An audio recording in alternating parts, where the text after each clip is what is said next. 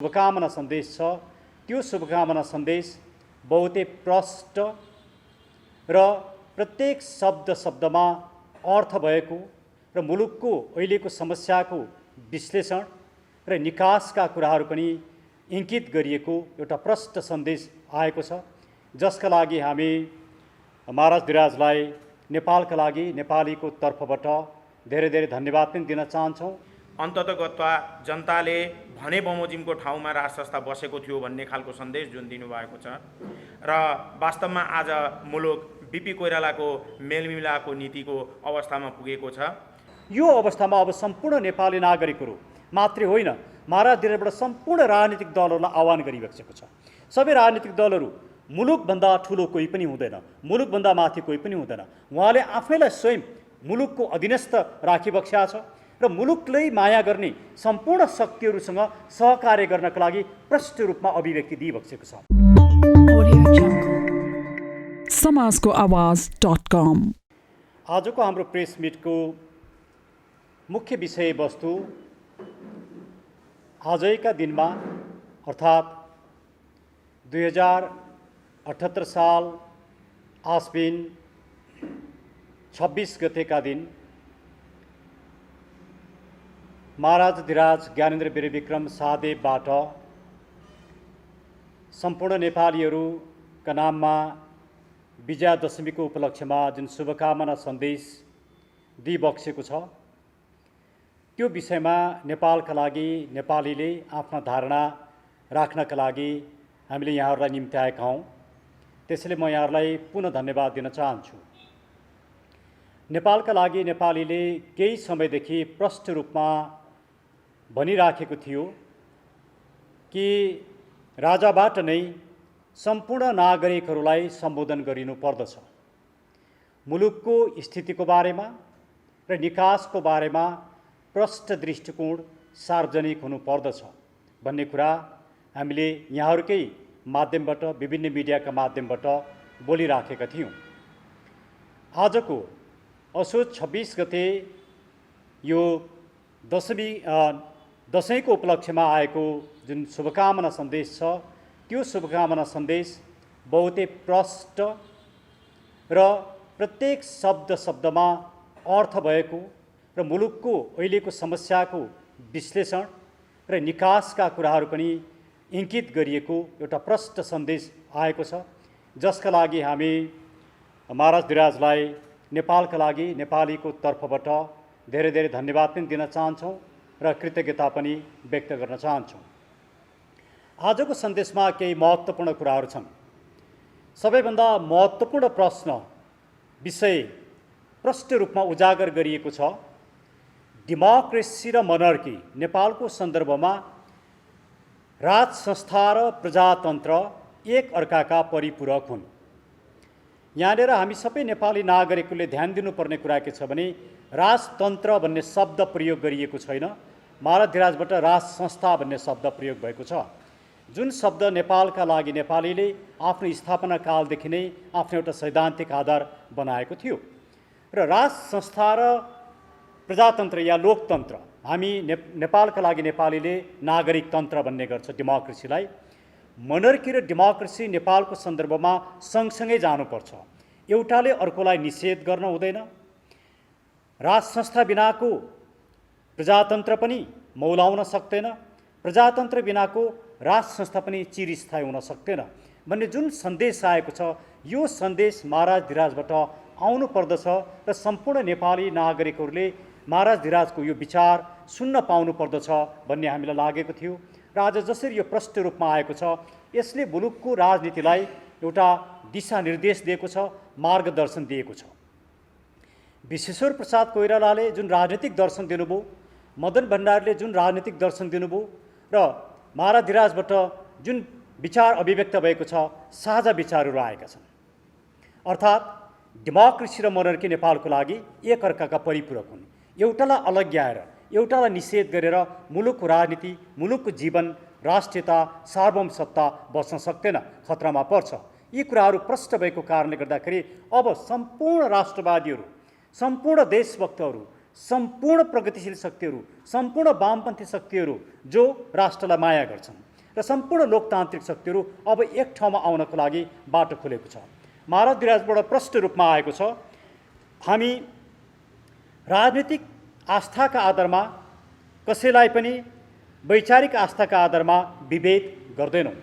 राज संस्थाको चरित्र, राज संस्थाको आधारभूत चरित्रको बारेमा प्रश्न आएको छ। जुन कुरा नेपालका लागि नेपालले पटक पटक भनेको थियो कि राज संस्था राजनीतिभन्दा माथि उठेको संस्था हो, राज संस्था राजनीतिक विचारभन्दा माथि उठेको संस्था हो, राज संस्थाले राजनीति गर्दैन, राज संस्थाले राजनीतिक विचार बोक्दैन, किनकि त्यो संस्था आफैमा निर्विवाद हुने, विवादभन्दा माथि उठ्ने संस्था हो।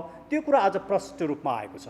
त्यसैले हामी ज्यादै खुसी पनि छौँ र अब यो विचारले सम्पूर्ण नेपाली नागरिकहरूलाई एक ठाउँमा ल्याउनको लागि बहुतै महत्त्वपूर्ण भूमिका खेल्छ। त्यो कुरामा हामी ढुक्क पनि भएका छौँ। सँगसँगै आज आएको सन्देशमा अरू नै महत्त्वपूर्ण, त्यति नै महत्त्वपूर्ण अरू कुराहरू पनि आएका छन्। मुलुकमा भइरहेको भ्रष्टाचार र व्यथितिप्रति महाराज धिराज चिन्तित भएको कुरा र आज सार्वभौम सत्ता र राष्ट्रियतामाथि जसरी खेलबाड भइराखेको छ र हाम्रो परराष्ट्र नीति जसरी कमजोर बनेको छ र विदेशीहरूले जसरी चलखेल गरिरहेछन्, यो कुरामा पनि चिन्ता व्यक्त गरिएको छ। हो, एमसिसीको कुरा महाराज धिराजबाट आएको छैन, उहाँबाट आउने कुरा पनि होइन। तर नेपालका लागि नेपालीले पटक पटक र बारम्बार विगत लामो समयदेखि उठाइरहेको एमसिसीको विषय, जसले सार्वभौम सत्तामाथिको एउटा ठुलो चुनौती हो भनेर हामीले भनेका छौँ, यो कुरा बुझ्न सकिन्छ। त्यसैले लिपुलेक, लिम्पियाधुरा, कालापानीको संरक्षण, आफ्नो भूभागको संरक्षण र मित्र राष्ट्रहरूसँग एउटा ब्यालेन्स फरेन पोलिसीको आधारमा सम्बन्ध सञ्चालन गरिनुपर्ने कुराहरू र अहिले नेपालमा भएको परराष्ट्र नीति, खास गरिकन यदि अहिले हामीले भारतबाट नेपालमा आएका केही डिप्लोम्याट्सहरूले लेखेका केही पुस्तकहरू जुन भर्खर मार्केटमा आएका छन्, काठमाडौँ डिलेमा भन्ने पुस्तक उदाहरणका लागि लिने हो भने कसरी नेपालको परराष्ट्र नीति चल्दो रहेछ, कसरी यहाँका राजनीतिज्ञहरूले भारतीय दूतावाससँग सम्पर्क गरेर कामहरू गर्दा रहेछन्, कसरी निर्देशन लिँदा रहेछन् भन्ने कुरा छताछुल्ल भएको छ। यस्तो अवस्थामा आज राष्ट्रियता जसरी कमजोर भएको छ, सार्वभौमता जसरी कमजोर भएको अवस्था छ, यो अवस्थामा अब सम्पूर्ण नेपाली नागरिकहरू मात्रै होइन, महाराज धिराजबाट सम्पूर्ण राजनीतिक दलहरूलाई आह्वान गरिबसेको छ। सबै राजनीतिक दलहरू मुलुकभन्दा ठुलो कोही पनि हुँदैन, मुलुकभन्दा माथि कोही पनि हुँदैन। उहाँले आफैलाई स्वयं मुलुकको अधीनस्थ राखिबक्सेका छ र मुलुकलाई माया गर्ने सम्पूर्ण शक्तिहरूसँग सहकार्य गर्नका लागि प्रष्ट रूपमा अभिव्यक्ति दिइबसेको छ। त्यसैले म मुलुकका सम्पूर्ण राजनीतिक दलहरूलाई, सम्पूर्ण राजनीतिक शक्तिहरूलाई अब विकल्पको लागि, एउटा मुलुकका समस्यालाई समाधान गर्नको लागि एउटा स्पष्ट मार्गमा हिँड्नका लागि अब सहकार्य गरौँ, वार्ता गरौँ, छलफल गरौँ र मुलुकको यो अहिलेको जुन बिग्रदो अवस्था छ, त्यो बिग्रदो अवस्थाबाट मुलुकलाई बचाउँ भन्ने जुन सन्देश महाराज धिराजबाट आएको छ, त्यसको लागि अब सम्पूर्ण राजनीतिक दलहरूलाई तयार हुनका लागि र मुलुकलाई एउटा निकास दिनका लागि नेपालका लागि नेपाली आह्वान गर्दछ। हामी सम्पूर्ण राजनीतिक दलहरूसँग सहकार्य गर्न तयार छौँ। खालि हाम्रा 2-3वटा मात्रै शर्त छन्। एउटा शर्त, हामी भ्रष्टाचारलाई छोड्दैनौँ, भ्रष्टाचारीमाथि निश्चित रूपमा कारबाही हुन्छ, नम्बर 1। नम्बर 2, जसले व्यथिति गरेको छ, मुलुकमा लुटतन्त्र मचाएको छ, त्यो माथि पनि निश्चित रूपमा कारबाही हुन्छ। तर मुलुकलाई बचाउनका लागि जुनसुकै विचार बोकेको होस्, जुनसुकै आस्था बोकेको होस्, त्यो वामपन्थी होस् कि, त्यो डेमोक्रेट होस् कि, त्यो काङ्ग्रेस होस् कि, कम्युनिस्ट होस् कि, राप्रपा होस् कि, जोसुकै होस्, यदि मुलुकलाई केन्द्रबिन्दुमा राखेर पद लोलुपताभन्दा माथि उठेर, आफ्ना व्यक्तिगत स्वार्थभन्दा माथि उठेर मुलुक बचाउनको लागि अब सहकार्य गर्ने बेला आयो भन्ने कुरा जुन स्पष्ट सन्देश आएको छ, त्यो आधारमा म सम्पूर्ण नेपाली नागरिकहरूलाई र सम्पूर्ण राष्ट्रवादी शक्ति, प्रगतिशील वामपन्थी शक्ति र लोकतान्त्रिक शक्तिलाई म अब सहकार्य गर्नका लागि आह्वान पनि गर्दछु। र जसरी अहिले वामपन्थी शक्तिहरूसँग नेपालका लागि नेपालले सहकार्य गरिराखेको छ र त्यो सहकार्यले एउटा राम्रो परिणाम ल्याउने दिशामा अगाडि बढिराखेको छ, यस सन्दर्भमा म सिपी मैनाली, विप्लव, प्रकाण्ड, सिपी गजुरेल लगायतका वामपन्थी शक्तिहरूलाई म धेरै धेरै धन्यवाद दिन चाहन्छु। र पछिल्लो समय नारायणमान बिजुक्छेबाट जुन अन्तर्वार्ता र विचारहरू आएका छन्, म त्यसको हृदयदेखि नै प्रशंसा गर्न चाहन्छु र उहाँलाई पनि एउटा राष्ट्रवादी मोर्चामा आएर यो मोर्चा सम्हाल्नको लागि र सहकार्य गर्नको लागि पनि म हार्दिक रूपमा अनुरोध गर्दछु। र महाराज धिराजबाट त्यति मात्रै होइन, न्यायपालिकामा भएको विचलनले पनि उहाँ चिन्तित भएको कुराहरू हामीले महाराज धिराजको सन्देशमा प्रष्ट रूपमा देखेका छौँ, सुनेका छौँ। आज न्यायपालिका जसरी सेटिङमा लागेको छ, आज न्यायपालिकाप्रतिको आस्था जसरी कमजोर भएको छ, प्रधान न्यायाधीश जसरी कार्यपालिकासँगको साँठगाँठ र चलखेलमा लाग्नु भएको छ, यी विषयहरू ज्यादै गम्भीर विषय हुन् र म नेपालका लागि नेपाली पार्टीको तर्फबाट पनि प्रधान न्यायाधीश चौलेन्द्र शमशेर राणालाई विजयादशमीको शुभ उपलक्ष्यमा म मङ्गलमय शुभकामना दिन चाहन्छु। तर तपाईँले न्यायपालिकालाई जसरी विवादास्पद बनाउनु भयो, अब यसको निकास चाहिन्छ र न्यायपालिकालाई योभन्दा बेसी विवादास्पद नबनाउनुहोस् र आफ्नो जिम्मेवारी राजीनामा दिएर न्यायपालिकालाई निकास दिनुहोस् भन्ने म निवेदन पनि गर्न चाहन्छु। तर यसको सबैभन्दा प्रमुख जिम्मेवार अहिलेको गठबन्धन नै हो। शेरबहादुर देउबा प्रचण्ड नै अहिलेको सबैभन्दा बेसी जिम्मेवार, माधव नेपाल, डाक्टर बाबुराम भट्टराई, किनकि उहाँहरूले स्पेस नदिएको भए चौलेन्द्र शमशेर राणाले मात्रै मन्त्रीको लागि, राजदूतको लागि स्पेस खोज्न सक्ने सम्भावना हुँदैन थियो। त्यसैले जुन किसिमले उहाँहरूले स्पेस दिनुभयो, राजनीतिले न्यायपालिकालाई जसरी विवादास्पद बनायो, यो सरकारले जिम्मेवारी बोध गर्नुपर्छ। अब यो सरकारले या त राजीनामा दिनुपर्छ, राजीनामा दिँदैन भने एउटा ठुलो शान्तिपूर्ण र अहिंसात्मक विद्रोहको माध्यमबाट यो सरकारलाई फाल्नुको अब विकल्प छैन। त्यसले सम्पूर्ण देशभक्त राष्ट्रवादी शक्तिहरू अब एक ठाउँमा आउनुपर्ने आवश्यकता भएको छ।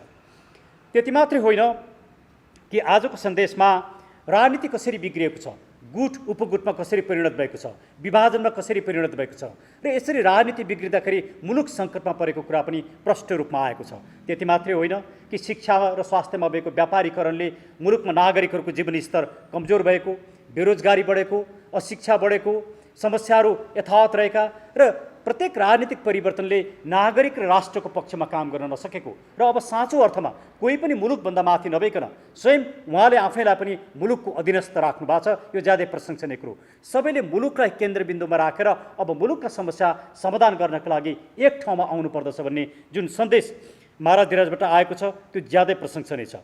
र एउटा कुरा म यहाँहरूलाई फेरि पनि जोड दिन चाहन्छु। महाराज धिराजको सन्देशमा जसरी नेपालका लागि नेपालले प्रत्येकचोटि सधैँ हामीले भन्ने गरेका थियौँ, राज संस्थाले राजनीति गर्ने होइन, राज संस्थाले नागरिकको कित्तामा आउने हो, नागरिकको निर्णयलाई स्वीकार गर्ने हो। त्यो कुरा प्रष्ट रूपमा आएको छ। नागरिकको भावना र निर्णयको हामी कदर गर्ने शाहवंशी परम्परा भन्ने कुरा प्रष्ट रूपमा आएको छ। त्यसैले अब राजाको बारेमा अब विवाद गर्ने समय सिद्धियो। राजाले सार्वजनिक रूपमा बोलेनन् भनेर राजालाई आक्षेप लगाउने या राजालाई आलोचना गर्ने समय पनि अब सिद्धियो। अब राजा प्रष्ट भइसकेका छन्। राजाले दिएको यो सन्देशलाई प्रत्येक नेपाली नागरिकले बुझ्न र राजालाई साथ दिन र अब मुलुकको परिवर्तनलाई साथ दिन जरुरी भइसकेको छ। त्यसैले हामी सबै दसैँको यो महान चाड मनाऊ,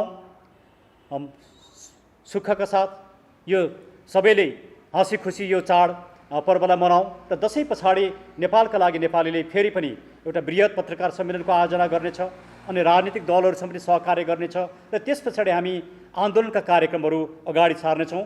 र म पुनः महाराज धिराजले राखेका एक दुईवटा कुराहरूलाई म महत्त्वका साथ राख्दै म यो आजको प्रेस मिटलाई म समापन पनि गर्न चाहन्छु, मेरा कुराहरू अन्त्य गर्न पनि चाहन्छु। पहिलो कुरा महाराज धिराज आएको अर्को एउटा महत्त्वपूर्ण कुरा नेपाली समाजको सभ्यता के हो भन्ने कुरा प्रष्ट रूपमा आएको छ। हामीले हाम्रो धर्म, हाम्रो सभ्यता र हाम्रो संस्कृतिलाई जोगाउन सकेनौँ भने राष्ट्रियता कमजोर हुन्छ, राष्ट्र विखण्डन हुन्छ भन्ने कुरा प्रष्ट रूपमा आएको छ। त्यसैले हामीले हिन्दू, बुद्ध, किराँत सहितका नेपाली धर्म, संस्कृति र परम्पराको संरक्षण गर्नुपर्छ भनेर जुन कुरा उठाएका थियौँ त्यसको स्पष्ट रूपमा अभिव्यक्ति आइसकेको अवस्था छ। त्यति मात्रै होइन, राजनीतिक व्यवस्था गुटबन्दीमा परिणत भयो भन्ने कुरा आइसके पछाडि अब यो राजनीतिक व्यवस्थाको अन्त्य र यसलाई परिवर्तन गर्न जरुरी भइसक्यो। कोरोनाको महामारी र विपत्तिमा समेत नागरिकहरूले सरकार छ भन्ने कुरो, मुलुकले राज्यले आफूलाई सहायता दिन्छ भन्ने कुरो अनुभूति गर्न नसकेका कुरा, यस्ता कुराहरू पनि आएका छन्। त्यसैले अब म प्रत्येक राजनीतिक दल, नेताहरू, इमान्दार कार्यकर्ताहरू र सम्पूर्ण नेपाली नागरिकलाई एकचोटि म कुन दलमा छु, म काङ्ग्रेस हुँ कि कम्युनिस्ट हुँ कि म फलानु हुँ कि त्यो कुरा छोडेर एकचोटि नेपाली नागरिक बनेर मुलुकका समस्याको लागि एकै ठाउँमा आएर मुलुकको समस्या समाधान गर्नका लागि बृहत रूपमा सहकार्य गरेर निकास खोज्ने दिन आयो। त्यसको लागि हामी सबै तयार हौँ भन्ने म अनुरोध गर्न चाहन्छु। र सँगसँगै आजै नेपालका लागि नेपाली पार्टीका अध्यक्ष वरिष्ठ अधिवक्ता बालकृष्ण न्यौपानेजीको मातृशोक भएको छ र म नेपालका लागि नेपाली पार्टीको तर्फबाट मेरो तर्फबाट र सागरजी पनि यही हुनुहुन्छ, हामी सबैको तर्फबाट उहाँलाई हामी कन्डोलेन्स दिन चाहन्छौँ र मृतात्माको चिर शान्तिको हामी कामना पनि गर्न चाहन्छौँ। र सँगसँगै उहाँले यो मातृशोकको काम सिद्ध्याइसके पछाडि उहाँ फेरि पनि एक्टिभली आउनु नै हुनेछ।